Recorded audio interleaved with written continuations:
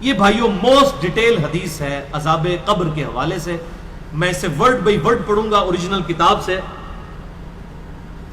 سنن ابی داؤد میں 4753 ہے. مسند امام احمد میں جلد 4 صفحہ 287 پر 18557 ہے. اور المستدرک للحاکم میں 107 نمبر حدیث ہے. مشکات میں 1630 نمبر ہے. اچھا یہ ابو داؤد کی جو اس کی روایت ہے اور مسند احمد کی، اس میں آمش مدلس ہے اور ان سے روایت کر رہا ہے. لیکن جو المستدرک للحاکم کی روایت ہے اس میں امام آمش نے اپنی سماع کی تصریح کی ہے اور انہوں نے کہا کہ میں نے حدیث سنی ہے. ان سے روایت نہیں کی بلکہ انہوں نے حدثنا سے کی ہے. المستدرک للحاکم 107 نمبر حدیث میں وہ پڑھنے لگا ہوں ورڈ بائی ورڈ تاکہ اس کا سوز و گداز جو ہے وہ قائم رہے. برا بن عازب رضی اللہ تعالیٰ عنہ بیان کرتے ہیں کہ ہم رسول اللہ صلی اللہ علیہ وسلم کی مائیت میں ایک انصاری شخص کے جنازے میں شریک ہوئے. ہم قبر تک پہنچ گئے، ابھی اس کی لحد تیار نہیں ہوئی تھی کہ رسول اللہ صلی اللہ علیہ وسلم ہمارے پاس بیٹھ گئے. ہم بھی آپ صلی اللہ علیہ وسلم کے گرد بیٹھ گئے، اس حال میں گویا ہمارے سروں پر پرندے ہیں، یعنی فل اٹینٹو ہو کر آپ صلی اللہ علیہ وسلم کے ساتھ ہم بیٹھ گئے. آپ کے مبارک ہاتھوں میں ایک لکڑی تھی جس سے آپ زمین کورید رہے تھے. آپ صلی اللہ علیہ وسلم نے سر مبارک اوپر اٹھایا اور فرمایا عذاب قبر سے اللہ کی پناہ طلب کیا کرو. آپ نے 3 بار یہ بات ارشاد فرمائی. پھر آپ صلی اللہ علیہ وسلم نے ارشاد فرمایا بندہ مومن جب دنیا سے رابطہ توڑ کر آخرت کی طرف متوجہ ہوتا ہے، یعنی جب اس کی موت کا وقت آتا ہے، تو سورج کی طرح چمکتے دمکتے سفید چہروں والے فرشتے جنتی خوشبودار جنتی کفن لے کر اس کے پاس آتے ہیں، حتیٰ کہ وہ حد نظر تک اس کے سامنے بیٹھ جاتے ہیں.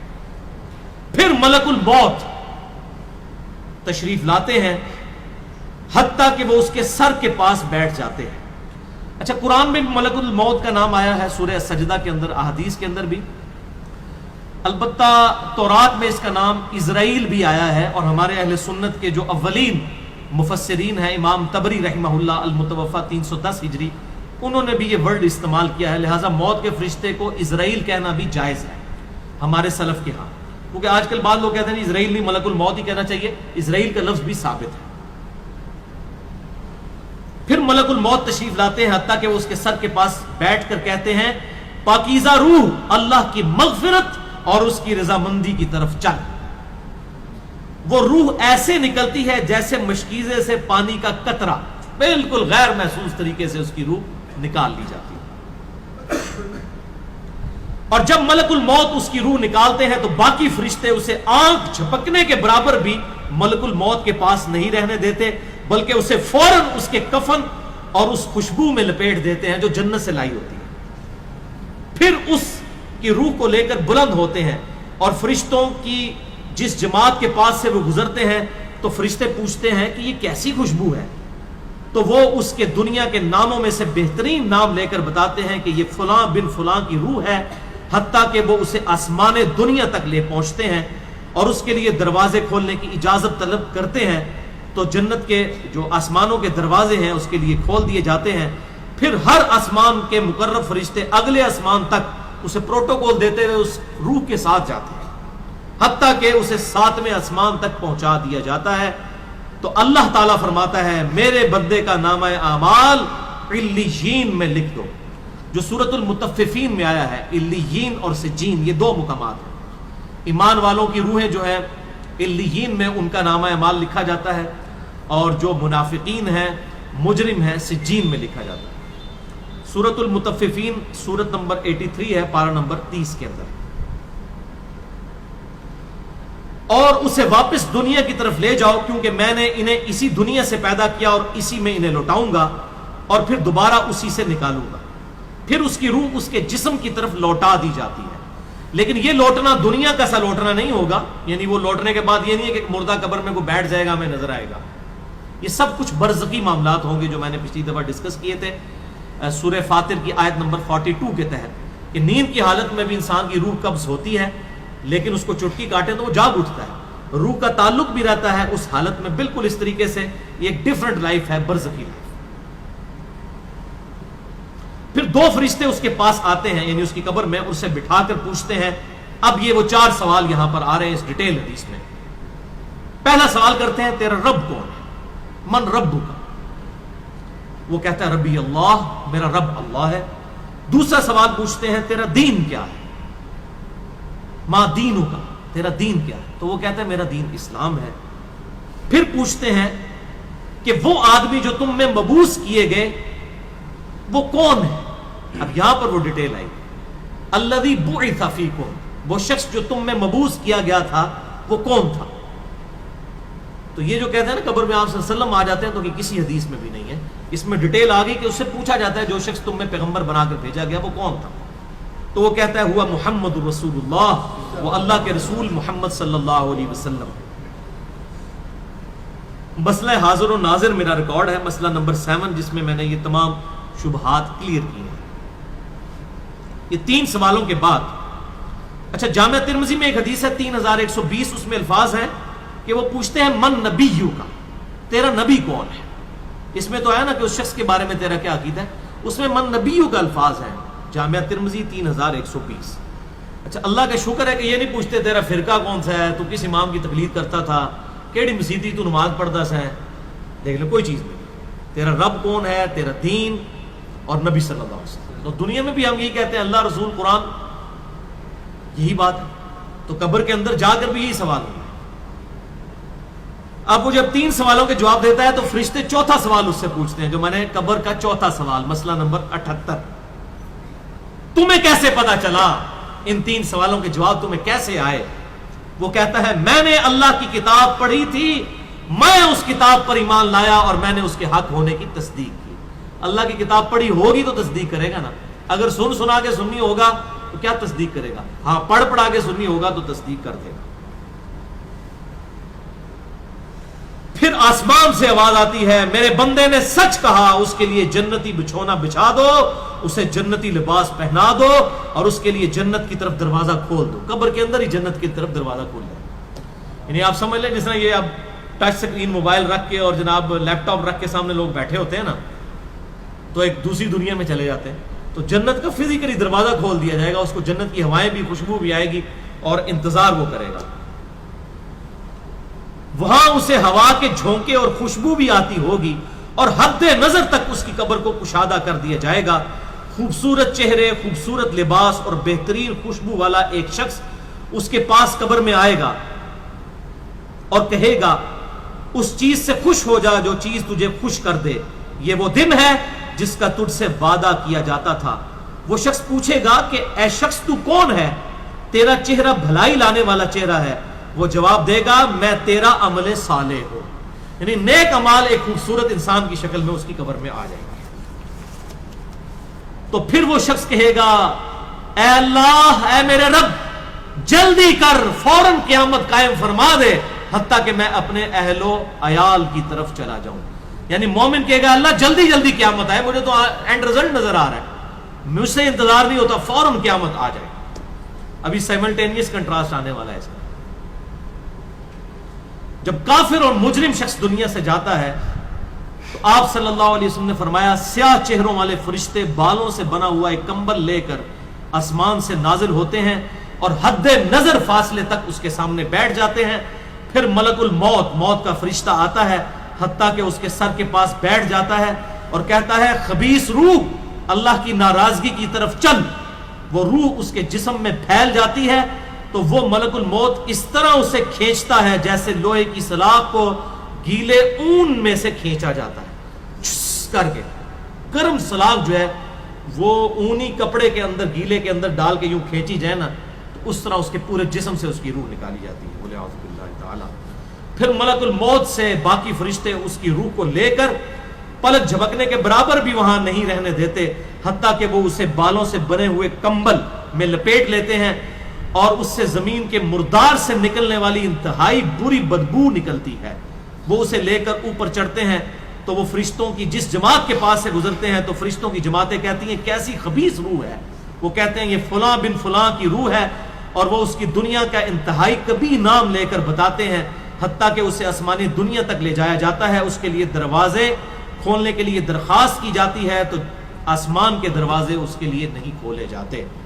پھر رسول اللہ صلی اللہ علیہ وسلم نے سورۃ الاعراف کی آیت پڑھی کہ ان کے لیے آسمانوں کے دروازے نہیں کھولے جائیں گے، وہ جنت میں داخل بھی نہیں ہوں گے حتیٰ کہ اونٹ سوئی کے سوراخ سے گزر جائیں۔ یہ سورۃ الاعراف کی آیت آپ صلی اللہ علیہ وسلم نے پڑھی۔ پھر آپ صلی اللہ علیہ وسلم نے فرمایا کہ اللہ تعالیٰ فرماتا ہے اس کی کتاب کو سب سے نچلی زمین میں سجین میں لکھ دو، پھر اس کی روح کو شدت کے ساتھ پٹ کھا جاتا ہے۔ پھر آپ صلی اللہ علیہ وسلم نے یہ آیت تلاوت فرمائی سورہ الحج کی، جو شخص اللہ کے ساتھ شرک کرتا ہے گویا وہ آسمان سے گر پڑا تو اب پرندے اسے اچک کر لے جائیں یا کسی دور جگہ پر پھینک دیں۔ پھر اس کی روح اس کے جسم میں لوٹا دی جاتی ہے اور دو فرشتے اس کے پاس آ کر اس سے پوچھتے ہیں تیرا رب کون ہے؟ اب اس سے بھی سوال ہوتا ہے۔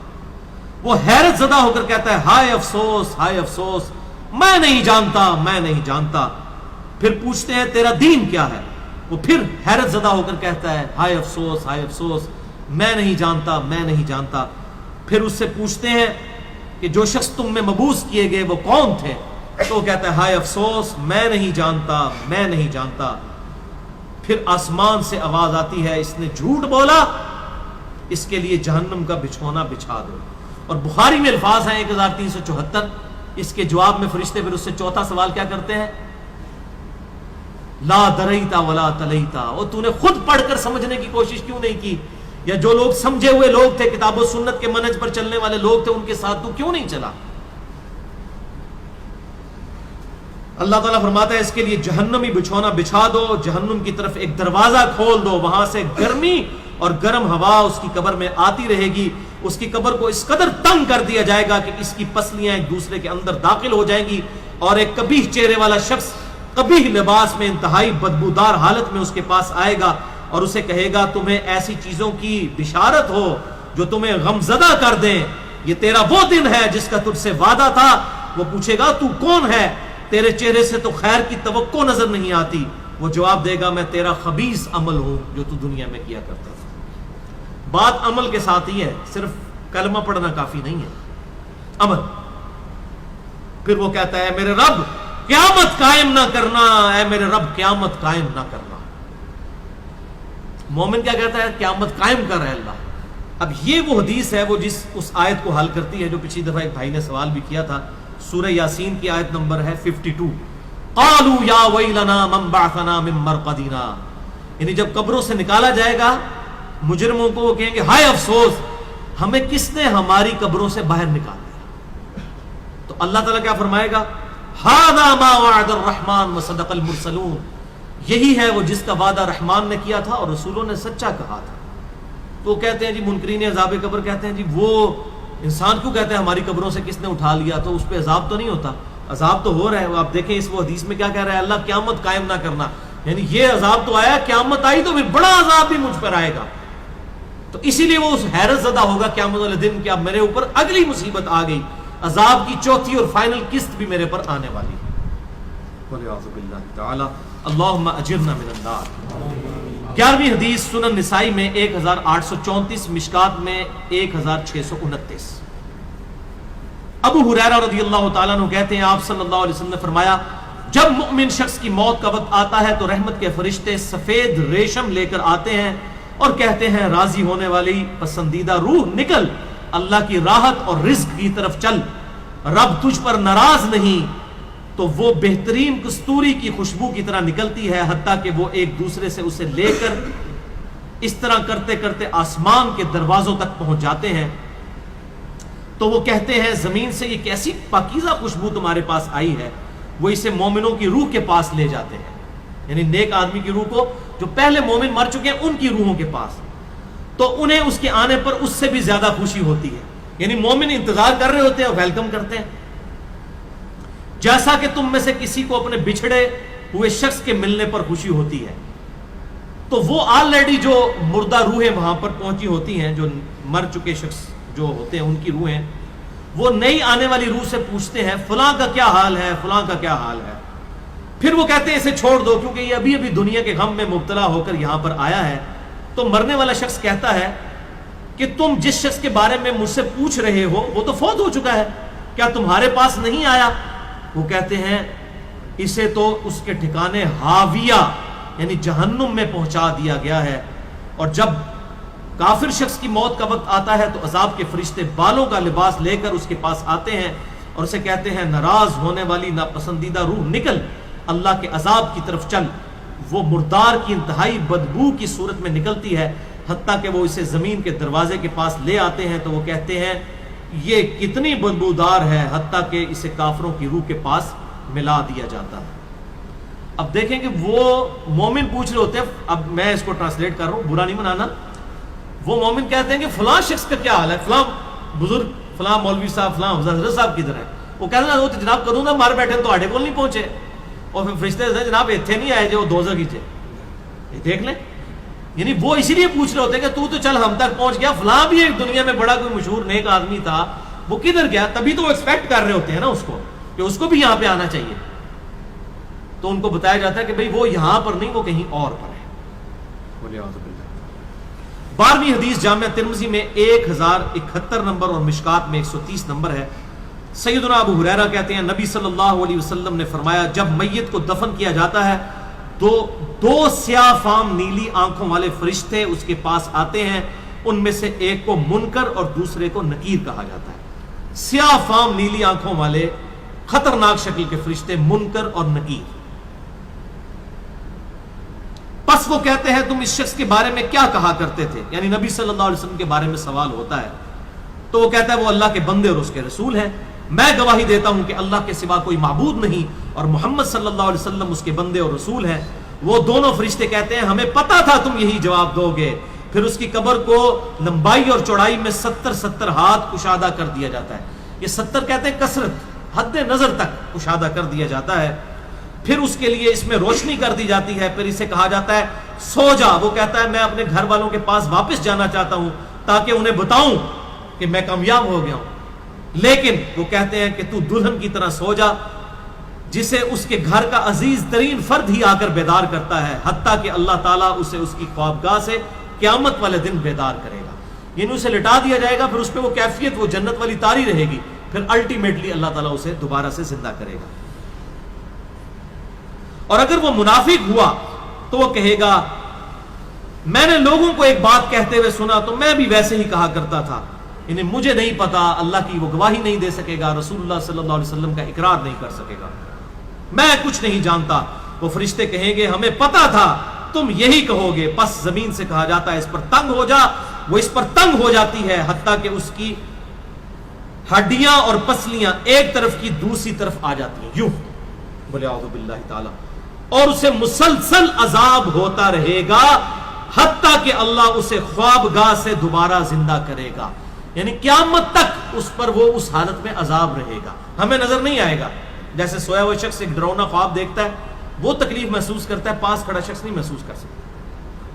اور سنن دارمی میں ایک حدیث ہے صحیح سند کے ساتھ، مشکات میں 134 نمبر ہے کہ آپ صلی اللہ علیہ وسلم نے فرمایا 99 اژدہے اس پر، 99 جو ہے خطرناک ڈینجرس قسم کے سانپ اس پر مسلط کر دیے جاتے ہیں جو قیامت تک اسے ڈستے رہتے ہیں، اور وہ اتنے خطرناک اژدہے ہیں، آپ صلی اللہ علیہ وسلم نے فرمایا کہ اگر ان میں سے کوئی ایک بھی دنیا پر اپنی پھنکار پھینک دے تو دنیا کی زمین کا بھی سبزہ نہ اگائے، ایسا زہر ہے ان کے اندر۔ وَلِعَاذُ بِاللَّهِ تَعَالَى اللہم اجرنا من النار، اللہم اجرنا من النار۔ یہ بھائیوں عذاب قبر کیمرے سے نہیں دیکھا جا سکتا، یہ اللہ تعالیٰ نے پردہ رکھا۔ 13ویں حدیث جامعہ ترمذی میں 2308، سنن ابن ماجہ میں 4267، مشکات میں 132۔ سیدنا عثمان غنی رضی اللہ تعالیٰ عنہ جب بھی کسی قبر کے پاس سے گزرتے تو اتنا روتے کہ ان کی داڑھی تر ہو جایا کرتی۔ ساتھیوں نے پوچھا حضرت جب دوزخ کا ذکر کرتے ہیں اس وقت تو آپ کی آنکھوں میں آنسو نہیں آتے، لیکن قبرستان آ کر آپ پر ایسی حالت کیوں طاری ہو جاتی ہے؟ تو سیدنا عثمان نے فرمایا کہ میں نے اپنے محبوب صلی اللہ علیہ وسلم سے سنا کہ بے شک قبر آخرت کی منزلوں میں سے پہلی منزل ہے، جو اس میں بچ گیا اگلی منزلیں اس کے لیے آسان ہوتی چلی جائیں گی، اور جسے یہاں پر مشکل درپیش ہوئی اس کی اگلی منزلیں اس سے بھی مشکل در مشکل ہوتی چلی جائیں گی۔ پھر آپ صلی اللہ علیہ وسلم نے فرمایا میں نے قبر سے زیادہ سخت اور برا منظر کبھی نہیں دیکھا۔